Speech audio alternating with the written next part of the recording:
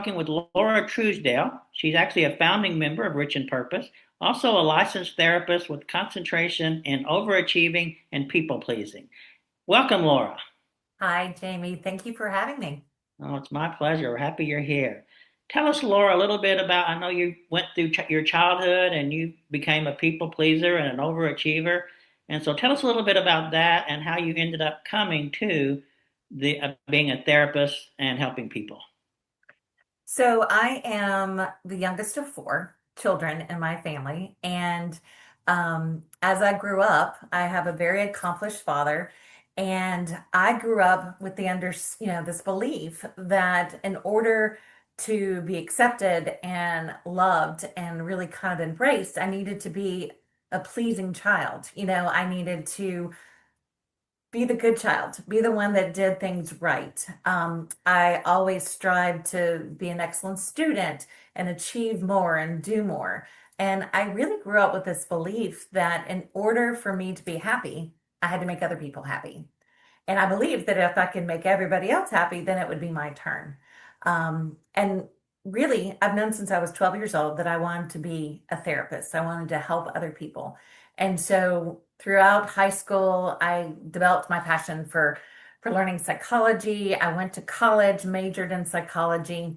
And then the day I graduated, someone looked at me and said, "So now what can you do?" Implying that I really didn't have any real skill set. So I went back and I got a second degree. And then I went on to get my master's degree. And I worked so hard to be the best student, to really do well. I had a 4.0 in grad school. And you know what? It doesn't really matter what your grades are. As long as you pass the program, they don't care what your grades are. But then I went on and I worked for an agency for 20 years as a therapist. And about 7 years ago, I stepped out into private practice. So I've always been about achieving, doing more, trying to be the best at whatever I was doing. And it wasn't until maybe 5 years ago that I really began to understand why I'm such a people pleaser and why I was such an overachiever. And it's through my own self-development and healing that I learned that was a means for me to feel loved, to not be rejected. And that came from childhood wounds that I'd experienced, not intentional wounds. Obviously, my parents parented the best way that they could. They loved me the best way that they could. But I got internal messages that me being just who I am wasn't good enough. I needed to excel. I needed to do more.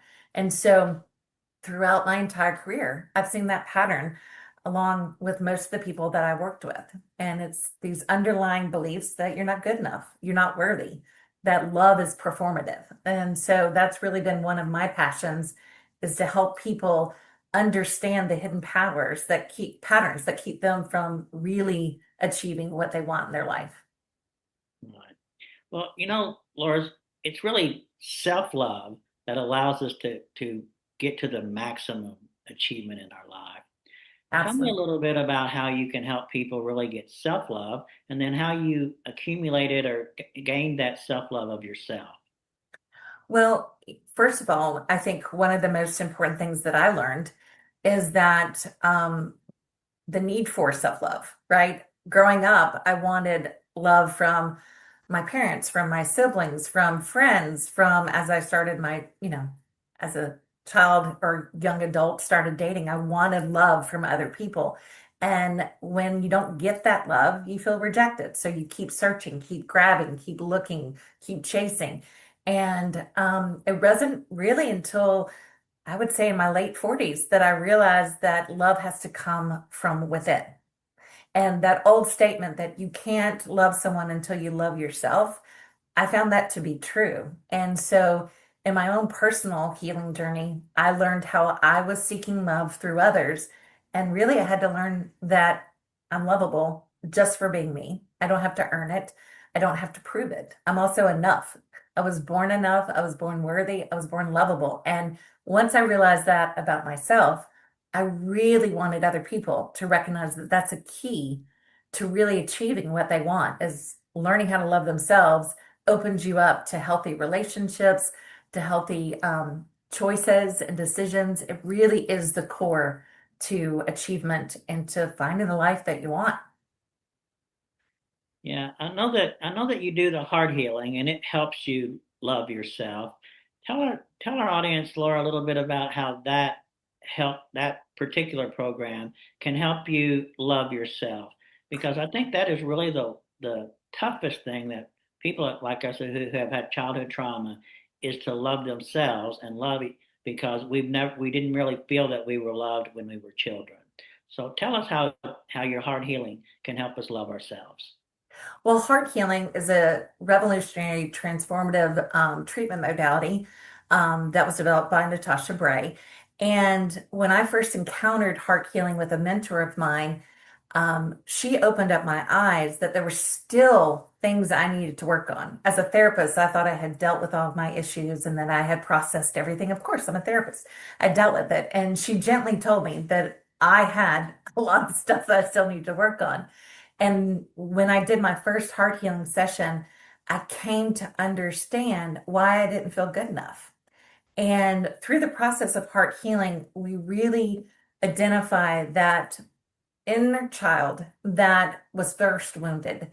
And we identify the relationship that triggered that wound. Maybe it's about not feeling lovable, not feeling good enough. And through the process of heart healing, we really work to allow that inner child to voice the pain, the hurt, the damage that that wound caused them.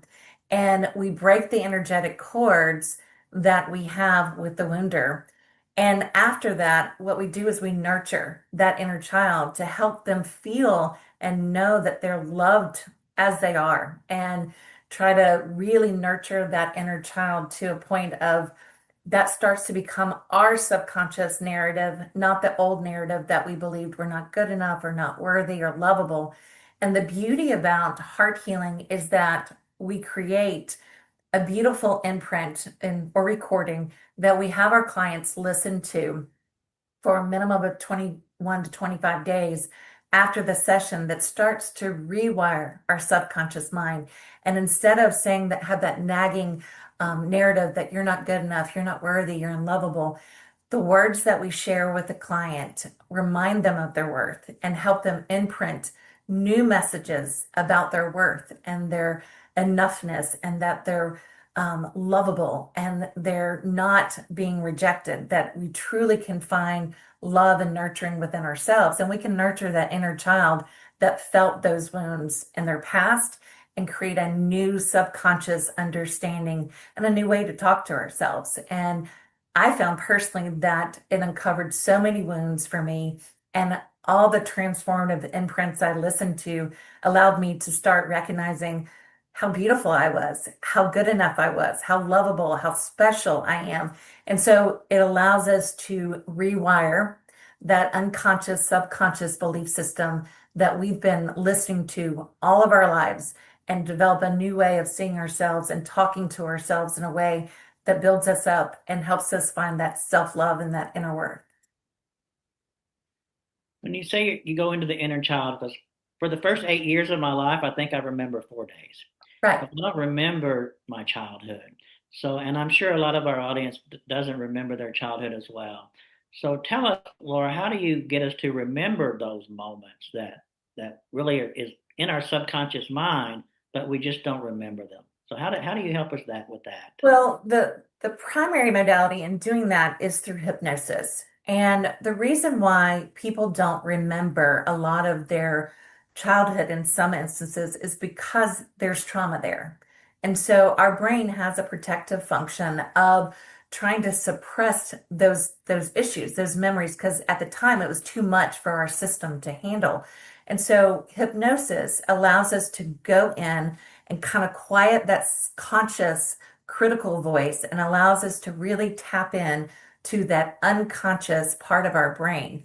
And when we do that, we're able to use the power of the heart in the way that we do that. We go into the heart while we're in hypnosis, and it allows us to really allow that inner child to come forward. And we start to really reconnect with that inner child that has been really kind of quieted for all these years, but yet still reacts to triggers in our world. And so we talk to that inner child, identify the age. Sometimes it's incredibly young. It could be even 2 or 3 years old. But we connect with that inner child. And then the adult version of us, the one that is in our present moment, is able to talk for that inner child and relay the wounds and relay the hurt and really get all those emotions and those beliefs out so that we can begin to cut those cords, those energetic cords that still connect us to that relational wound.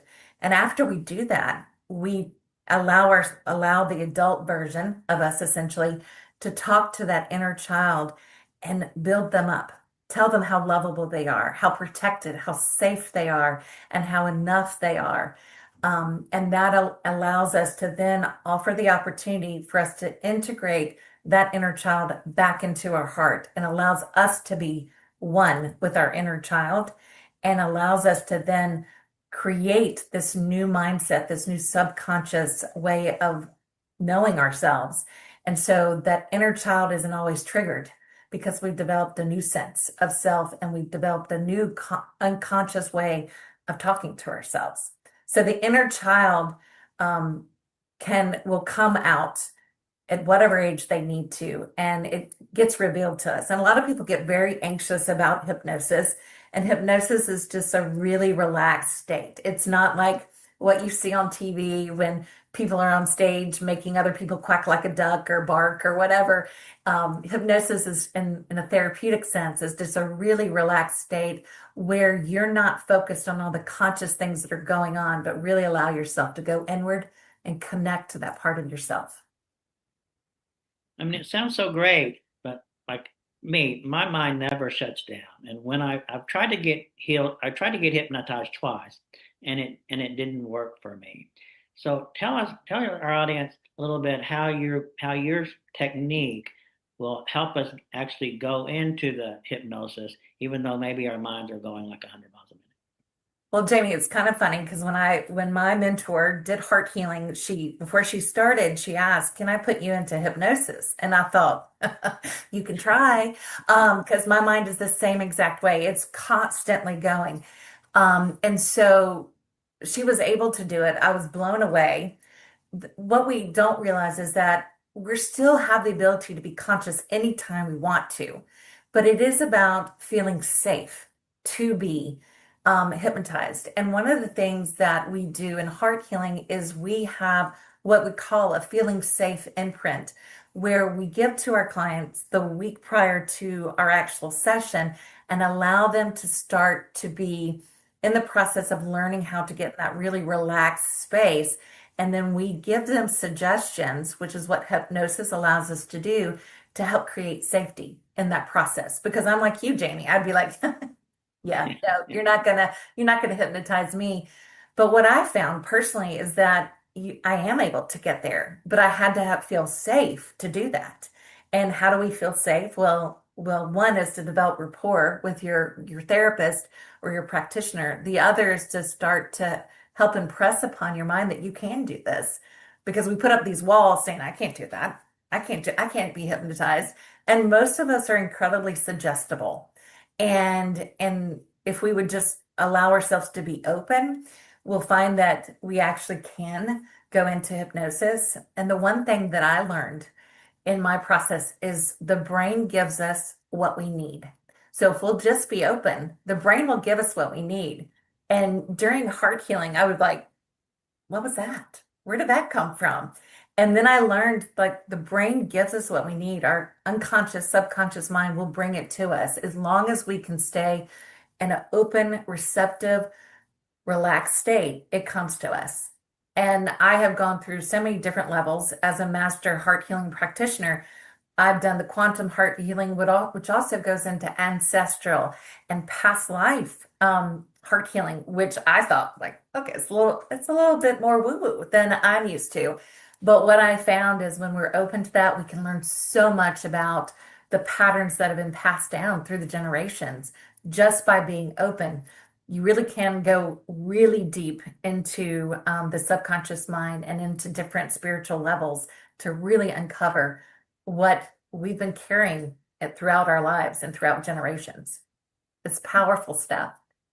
I mean, the one thing I've been really kind of trying to study is the intergenerational trauma Right. because you know, we say we're not going to be like our parents, but we end up like our parents, right? Right. And then they say they're not going to be like their parents, and they end up like their parents. Right. So you get into this almost like a lifestyle that your whole your grandparents and their parents were just Mhm. like they are, and you're going to be just like they are. So I Right. really believe that that is a really powerful study and to help people overcome that intergeneration trauma. Absolutely. And sometimes we don't even know where it comes from, but when we start doing the work, the kind of the dots start get connected and we see where it comes from and how it happens. And that's another part of heart healing is that we really do try to understand from the wounded person's part, maybe why that came to be. And we start to reveal layers, right? Like remember finding out that, my dad was very would tell me like what I needed to do. Like, you need to go to college to get a business degree, right? And I wanted to do this. And he said, no, you're going to do this. And then as I learned more, I found out my dad had the same thing happen to him by his father, right? And then I was like, mind blown. Makes sense why my dad was like, this is how you need to do things because he was told how he was supposed to do it. And so we do pass that along. And I even had to stop myself from doing that to my son. I had to let him find his own path. Well, that's good that you're actually able to understand that, and so you kind of broke the intergenerational with your son. So that's That a is my hope. well, Absolutely. that is a happy story that we're learning here on this particular video. But Laura, the one thing that we as people who have experienced childhood trauma, people pleasing becomes like second nature, right? We're always trying to please people. Tell us a little bit about how we can set boundaries into the people pleasing, because my biggest struggle in life almost is setting boundaries and not just slipping back into people pleasing. Right. Well, a lot of times people think that boundaries are it's just you being rigid or whatever, but boundaries really are an act of self-love. And so there are all types of boundaries. There's physical boundaries, there's emotional boundaries. We actually have boundaries and, whether it's the rules that we are supposed to follow as citizens or whatever, those are all boundaries. And so, and, some of the work that I do is helping people recognize when they are saying yes to avoid rejection and conflict, or they're saying yes to feel validated and loved, and they're shaping their self to fit others, right? To what they want. And boundaries are a way for us to protect our energy, to protect our peace, our mental health. And so learning how to set boundaries is really going inward to figure out what is it that is true to your most authentic self. What is your value, right? Well, I grew up thinking you should help everybody. If you're asked, you should help. But the truth is, I overextended myself. I didn't have time for myself. I was always feeling burned out. I was always worried if I was messing up or hurting someone's feelings. And so I lost me and I didn't know what it is that I really valued. So part of it is really understanding like what are your values and then judging like if I say yes to everything, how is that crossing my values? And so where do I need to put some structures in place so that I feel in alignment with what I value and what's important to me. And it could be as simple as, you know, not immediately saying yes to people, but saying, let me see if I can fit that into my schedule, or let me think about that and I'll get back to you. That's one boundary you can set because not an immediate yes, right? Another boundary may be, it's just not I just don't have time in my schedule to do that. I appreciate you asking, but the answer is going to be no. Because sometimes people think no's are being selfish. It's not being selfish, it's taking care of yourself. So it's really about setting boundaries and recognizing people don't always like boundaries, right? We always want to hear yes, but boundaries are not about hurting someone's feelings. It's about being authentic to ourselves and it's about preserving our own peace. And sometimes it's about being assertive. And assertive means that I value me and I value you, but I'm going to make sure I align with myself. So boundaries, sometimes you have to start small And it just may be not answering a phone call every single time the person calls and or responding, I'll get back to you when I can. I had a priest in my past who on his message, I love this. He always would say, I'll return your calls as peaceful living allows. And I was like, what? You don't have to return people's calls immediately? And I really like that because sometimes we feel like we have to be on constantly, and we don't. We can take time and we can make thoughtful decisions. We don't always have to say yes. Well, the one thing with setting boundaries is, there are some people that like you because you're a people pleaser, and they Oh, can yeah. see you and they get things done. But once you start saying no to certain things, then all of a sudden they're like, I don't want to be your friend anymore. Hmm. So how do you maintain that self-love when you kind of just been rejected by someone that didn't accept what you typically did all the time by just people pleasing? So I don't really want our audience to think that, oh well, if I have to give up this person, then I'm going to get like almost trauma again from somebody rejecting me. So go a little Right. bit into that process and and help people understand that a lot of times the best thing they can do is to get rid of those people as friends. Well, and honestly, when people don't respect our boundaries, then truly we have to think about what is our dynamic with them. If they're only happy with us when we do for them, then it's not a reciprocal healthy relationship. And sometimes it may not mean that we have to actually completely break things off. We just may need to create distance between us and them. But some people, because their nature is to always consume and not to return, we might have to let some of those relationships go. And that sounds really, really scary and really, again, triggers that fear of rejection or abandonment. But also, what it does is it keeps us being separate from our true self. When we start to realize that we are good enough and we don't have to please to actually prove we're good, or that we are lovable, we don't have to perform to be loved. And that's where really about we have to go inward and deal with those wounds and start the healing process.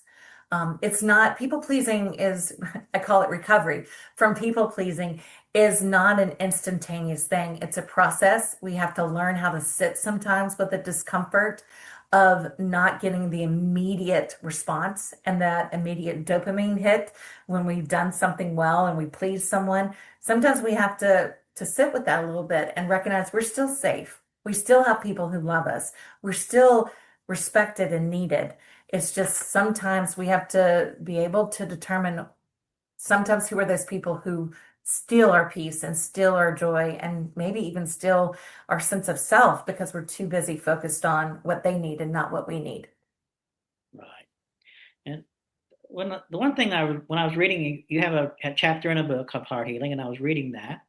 And the one thing I didn't even realize is that we can become addicted to self-development books. We can become addicted to overachieving. I mean, I Hmm. know that when my grandparents, grew up during the Depression, and it was just work hard, work hard, work hard. And Right. I, as I grew older, I mean, I can never really kind of work hard enough. I think, okay, I can always be busy. But, Right. you can get to a certain level with the childhood trauma and Hmm. then not be able to get to the next level. And then you just work hard at another job. Tell us, Laura, how overachieving and those types of things actually become an addiction to us and we don't even realize it. Well, so, we think that achievement in and of itself is not a bad thing. But when we overachieve and that becomes our drive of life, it can become an addiction because what we're looking for is the dopamine hit from feeling approval or achievements. But the one thing is that we don't recognize that when we constantly strive for new accolades or new successes, we really start to excessively work, reject our own needs, and it interferes with relationships that leads to anxiety and depression. Why it becomes kind of like an addiction is because it gives us an immediate response, kind of like it's kind of like when a drug makes you feel good. And then when you come down, you don't have anything left. So then the overachieving, same thing. It makes me feel really good when I achieve. And then when that achievement's done, what's next? I fall again. So then I got to achieve something else. And so it's kind of like chasing that mood alteration because that's how we're starting to feel good is just by getting more and more accolades or more and more, some people have what we call alphabet soup behind their name. They get all these certifications and credentials. And that doesn't mean that's a bad thing. But what happens is it becomes exhausting and but it becomes this very repetitive nature of I achieve, I don't feel good enough. I achieve, I still don't feel good enough. And so we're in this hamster wheel, so to speak, where we never get off. We never feel enough. And when we don't feel enough, we keep trying to fill it up with other things. And that's like even personal self-development. We keep trying to find the next thing to answer the why. How do I make myself a better person? And so I even recognized that I was constantly seeking new therapies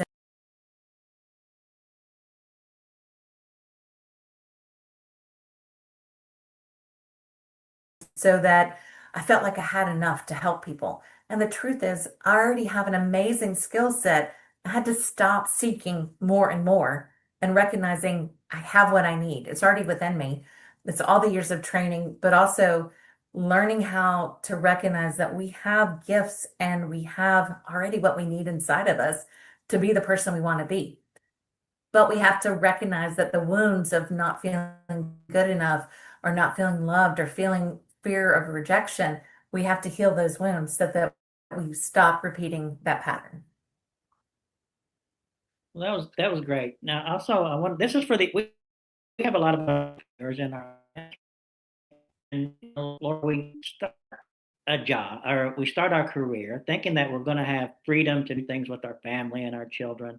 But what Right. happens is we build a business and we become so engulfed in it. And as it grows, we don't give we don't delegate, right? Mhm. We try to do everything ourselves. So Right. can tell people in our audience if you have a business, how can you let go of some of the control that you feel that you need to do and to make things perfect and to actually get the goal that you're looking for to have a business that gives you freedom that you can have relationships with your family and your friends. Well, first of all, that concept of control is really about a coping mechanism for anxiety. So if I'm not in control, then I'm really, really anxious. So I used to be the same type of person. I had to do everything. It was very hard for me, even in my job, to delegate because I felt like if I did it, it'd be done right. I'd do a good job. It would be successful. And then, I wouldn't have to worry about anybody messing up, right? And so we can even stop our growth by having to control everything. We have to recognize that that's anxiety talking, and that's our fear sometimes of failure. It's our fear of not being able to achieve our goals. And what we do is we push, push, push, push, push, and we lose more of ourselves as we do that. So when we start to recognize that control, a lot of times is really a mechanism for anxiety, we need to focus on understanding where the anxiety comes from and really what is driven. And it's usually this core negative beliefs we have about ourselves that we have to do it perfectly, we have to please others, we have to show we're good enough. And so in order to do that, we got to control everything. And so learning strategies of how to navigate anxiety, releasing control, because there's only three things we actually have control over, and that is our thoughts, our emotions, and our behaviors. So once I understand my negative beliefs and how it triggers my fear and my need to control, then I can start to let go of control and find ways that I can delegate to other people who are able to help me with my mission or my goals. But if I let go of control, then I allow them to help me achieve what I want because they bring more to the table sometimes than only one person brings. Well, and if you try to control everything yourself, your business will never get to the level that you want it to.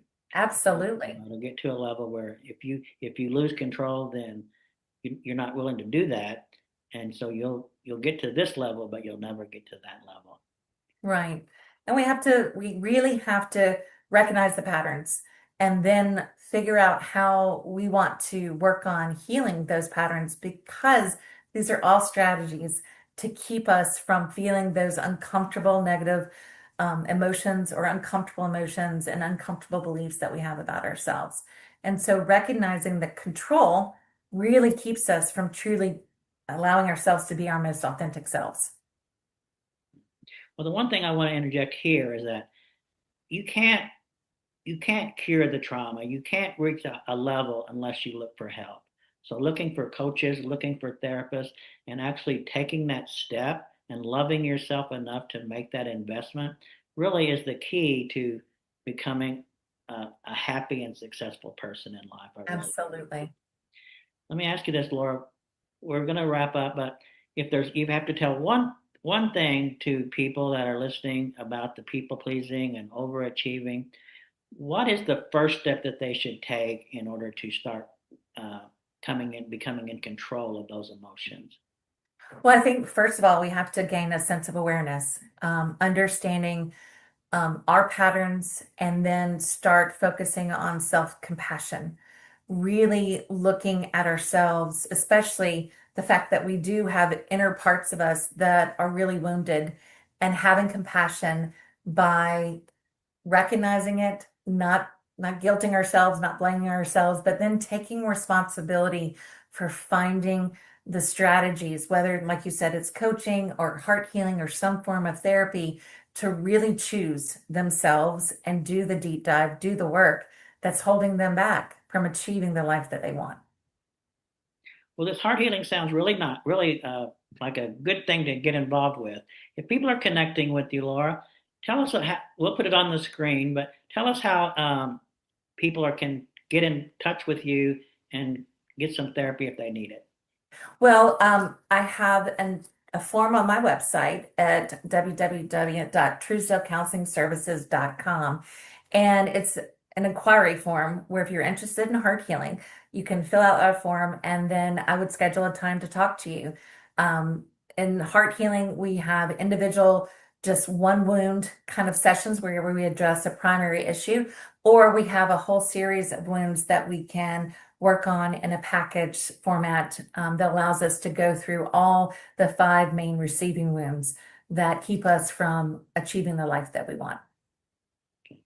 Well, that's great, Laura. Thank you so much. I'm fortunate enough to get to talk with you every week because you're a part of my mastermind group. But thank you so much for being a part of the Transform Childhood Trauma Summit, and we're hoping that people will reach out to you and have help healing some of their patterns that they need to break. Thank you so much, Laura. Thank you, Jamie. My pleasure.